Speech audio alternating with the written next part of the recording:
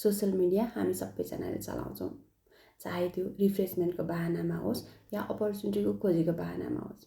एकैछिन social media चलाउँछु भनेर चलाउन थालेको घन्टौँ बितेको थाहै हुँदैन। तर त्यही समयलाई सदुपयोग गरेर राम्रो आम्दानी गर्न सकिन्छ भनेर कसैले भन्यो भनेदेखि विश्वास गर्ने मान्छेहरू एकदमै कम भेटिन्छन्। यो यस्तो प्लेटफर्म हो जसले म जस्तै अरू धेरै हजारौँ व्यक्तिको लाइफ परिवर्तन गरेको छ।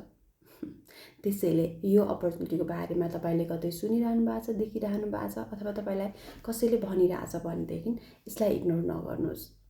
विभिन्न प्लेटफर्महरू छन्, फेसबुक, इन्स्टाग्राम, टिकटक, युट्युब, जताततै जानुहोस् तपाईँलाई यो बिजनेसको बारेमा जानकारी पाउनुहुन्छ।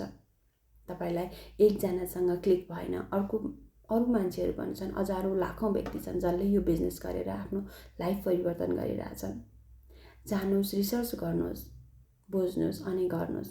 अहिले तपाईँले बुझ्नुभयो, सुन्नुभयो, अहिले गरिहाल्नुपर्छ भन्ने हुन्न, तर तपाईँले इग्नोर चाहिँ गर्नु भएन, किनकि यो एकदमै धेरै राम्रो अपर्च्युनिटी छ। त्यसैले प्लिज बुझ्नुहोस्, सोध्नुहोस्, बुझ्नको लागि तपाईँले अप्ठ्यारो मान्नुपर्ने छैन। हामी सबैजनाले तपाईँलाई राम्रोसँग जानकारी दिन्छौँ। सो प्लिज इग्नोर चाहिँ नगर्नुहोस्।